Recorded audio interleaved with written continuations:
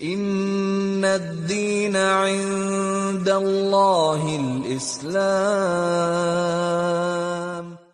اور ابو ذر غفاری رضی اللہ تعالیٰ عنہ نے اللہ کے رسول صلی اللہ علیہ وسلم سے پوچھا ای الرقاب افضل، اللہ کے رسول کون سی گردن آزاد کرنا سب سے زیادہ فضیلت کا کام ہے؟ صحابہ کی فقہ دیکھیے، صحابہ کی سمجھ دیکھیے، وہ نیکیاں تو کرتے ہی تھے لیکن بڑی بڑی نیکیوں کی جستجو میں رہتے تھے، چھوٹی نیکیوں کے ساتھ ساتھ بڑی نیکیوں کی جستجو میں رہتے تھے۔ اس لیے انہوں نے پوچھا اللہ کے رسول اعمال میں یا پھر جو گردن آزاد کیے جاتے ہیں ان میں سب سے فضیلت والی گردن آزاد کرنا کون سی گردن ہے؟ آپ صلی اللہ علیہ وسلم نے فرمایا جو اس کے مالک کے نزدیک سب سے نفیس ہو اور جو سب سے زیادہ قیمتی ہو۔ صحابی نے پوچھا اللہ کے رسول اگر میں یہ کام نہ کر سکوں؟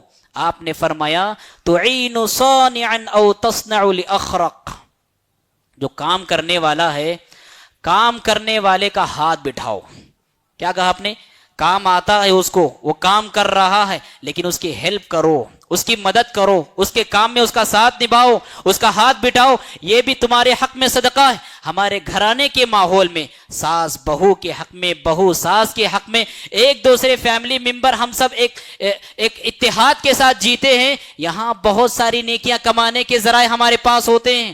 بس اوقات بہو اس کے پاس بچے ہوتے ہیں، اس کو کھانا پکانا ہوتا ہے، اسے جھاڑو دینا ہوتا ہے، اسے برتن مانجنا ہوتا ہے، بہت سارے کام ہوتے ہیں۔ ساس کا یہ کردار غلط کردار ہوگا اگر وہ صرف بیٹھی ہوئی ہو، اگر صرف وہ بیٹھی ہوئی ہو، وہ اٹھ کر اپنے بہو کا ساتھ دیتی ہے، ہاتھ بٹاتی ہے، اس کے کام میں شریک ہوتی ہے، آپ کے حق میں یہ صدقہ ہے اللہ کے نزدیک۔ تعین صانع او تصنع لاخرق، آپ نے فرمایا یا پھر جو کام تو جانتا ہو لیکن ڈھنگ کا نہیں کر پاتا، اڑے تڑے کام کرتا ہو، الٹا سیدھا کام کرتا ہے، آپ نے فرمایا بجائے یہ کہ اس کو گالیاں آپ دے، بجائے یہ کہ اس کو آپ برا بھلا کریں، اس کو ذلیل کریں، کام اس کو ڈھنگ کا سکھائیں، آپ اس کو بتائیں یہ کام ایسے کیا جاتا ہے، یہ کام اس کو اس طرح رکھا جاتا ہے۔ جو کام جانتا ہے لیکن ڈھنگ سے کر نہیں پاتا اس کو آپ ڈھنگ کا کام کرنا سکھاتے ہیں، آپ کے حق میں یہ صدقہ ہے۔ ابو ذر غفاری رضی اللہ تعالیٰ عنہ نے پوچھا اے اللہ کے رسول صلی اللہ علیہ وسلم اگر بعض اعمال کے کرنے سے میں عاجز آ جاؤں تو کیا کروں؟ آپ نے فرمایا تکف شرک عن الناس فانہا صدقہ، اپنی جانب سے کسی کو تکلیف نہ پہنچاؤ، تمہاری جانب سے تمہارے حق میں صدقہ ہے۔ میں تھوڑا پھیل کے بیٹھا ہوں، میں دیکھ رہا ہوں کہ مسجد ٹھچا ٹھچ بھری ہوئی ہے، اگر میں تھوڑا سکڑ کر بیٹھتا ہوں جہاں پر لوگ آسانی سے بیٹھ سکتے، آپ نے فرمایا تمہاری جانب سے یہ بھی صدقہ ہے۔ سبحان اللہ، اسلام کتنا وسیع الظرف مذہب ہے، اسلام کتنا وسیع الظرف مذہب ہے، اسلام کے اندر کتنی عظیمتیں ہیں، اسلام کے اندر کتنی بلندیاں ہیں، اسلام کے اندر کتنی رحمتیں ہیں، اسلام کے اندر کتنی گنجائش ہے۔ آپ ایک ایک حدیث اور ایک ایک حوالے سے اندازہ لگا لیجئے، یہاں تک کہ اگر کوئی شادی شدہ شخص اپنی جائز تمنائیں اور جائز قربتیں اپنی بیوی کے ساتھ مکمل کرتا ہے، اللہ کے رسول فرماتے یہ بھی صدقہ ہے۔ ایک حدیث میں اللہ کے رسول صلی اللہ علیہ وسلم نے ارشاد فرمایا ہم میں سے اکثر لوگ ایک فیملی کی حیثیت سے زندگی گزارتے ہیں یا شادی شدہ زندگی گزارتے ہیں، اور شادی شدہ زندگی میں بہت سارے چیلنجز ہیں جو بہرحال ہم کو کرنا ہی کرنا ہے، اس سے کوئی چھٹکارا نہیں۔ صبح سے شام تک کام کرنا ہے، بچوں کی ضرورتیں مکمل کرنا ہے، اسکول کی فیس دینا ہے، اور پھر ان کی کتابیں جو سلیبس ہے وہ فراہم کرنا ہے، اور گھر والوں کے کپڑے، ان کی دوائی، ان کا علاج، گھر کا راشن اور گھر کا کرایہ سب ہم کو فراہم کرنا ہے۔ اسلام کیا کہتا ہے؟ آپ صلی اللہ علیہ وسلم فرماتے ہیں دینار انفقتہ فی سبیل اللہ، ایک وہ دینار جو اللہ کے راستے میں تم نے خرچ کیا، وہ دینار انفقتہ فی رقبہ، ایک وہ دینار جو تم نے غلام آزاد کرنے پر خرچ کیا، وہ دینار تصدقتہ بہ علی مسکین، ایک وہ دینار جو تم نے کسی مسکین پر خرچ کیا، وہ دینار انفقتہ علی اہلک، اور وہ ایک دینار وہ جو تم نے اپنے گھر والوں پر خرچ کیا، اعظمها اجرا الذی انفقتہ علی اہلک، اللہ کے رسول صلی اللہ علیہ وسلم فرماتے ہیں جو دینار کے تم نے اپنے گھر والوں کی ضرورتیں مکمل کرنے کے لیے خرچ کیا، اللہ کے نزدیک اجر کے اعتبار سے بڑا عظیم ہے۔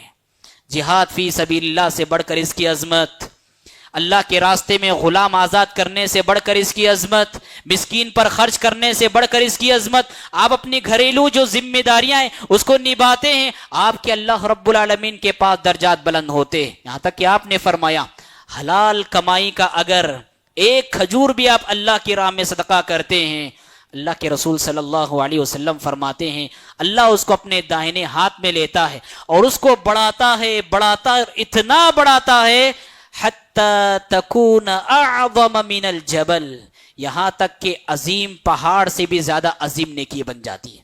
کتنا خرچ کیا آپ نے؟ ایک کھجور خرچ کیا آپ نے، لیکن اخلاص تھا آپ کے پاس، اللہ رب العالمین کے پاس آپ کی ایک ایک نیکی پہاڑوں کی شکل میں آ جاتی ہے۔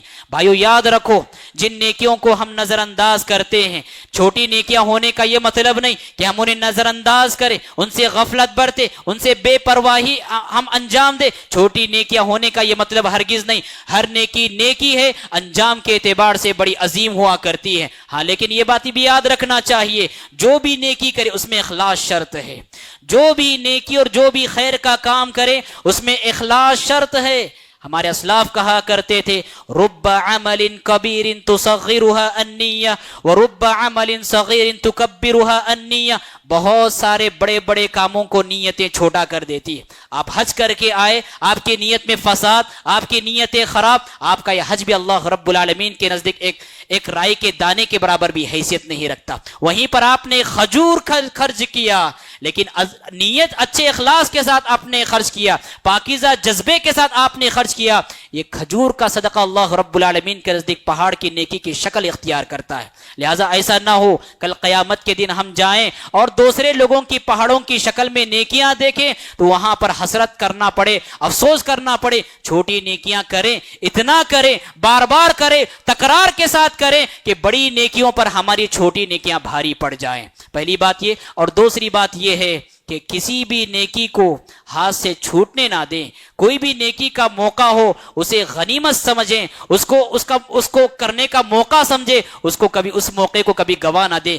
فَمَن يَعْمَلْ مِثْقَالَ ذَرَّةٍ خَيْرًا يَرَهُ وَمَن يَعْمَلْ مِثْقَالَ ذَرَّةٍ شَرًّا يَرَهُ۔ اللہ رب العالمین فرماتا ہے ذرہ برابر بھی، ذرہ کسے کہتے ہیں؟ جو روشنی سے غبار کے جو ہمیں قطرات نظر آتے ہیں اسے ذرہ کہتے ہیں۔ اللہ رب العالمین فرماتا ہے ذرہ برابر بھی نیکی لاؤ گے ہم اسے دیکھیں گے، ذرہ برابر بھی گناہ کر کے لاؤ گے ہم اسے دیکھیں گے۔ میں دعا کرتا ہوں رب العالمین سے بار الہ ہم سب کو تمام نیکیوں میں حصے داری اپنی رکھنے کی توفیق عطا فرمائیں۔ بار الہ اپنے آپ کو گناہوں سے بچانے کی توفیق عطا فرمائیں۔ بار الہ زندگی بڑی قیمتی ہے اور قیمتی زندگی کو قیمتی چیزوں میں صرف کرنے کی سعادت نصیب فرمائیں۔ بار الہ ہمیں ہر دم ہر قدم نیکیاں بجا لانے کی توفیق عطا فرمائے، اور جب تک رکھے ہمیں توحید پر قائم و دائم رکھے، اور جب زمین سے اٹھا لے تو آخری موقع پر ہمیں کلمہ لا الہ الا اللہ کی سعادت نصیب ہو۔ وآخر دعوانا ان الحمد للہ رب العالمین۔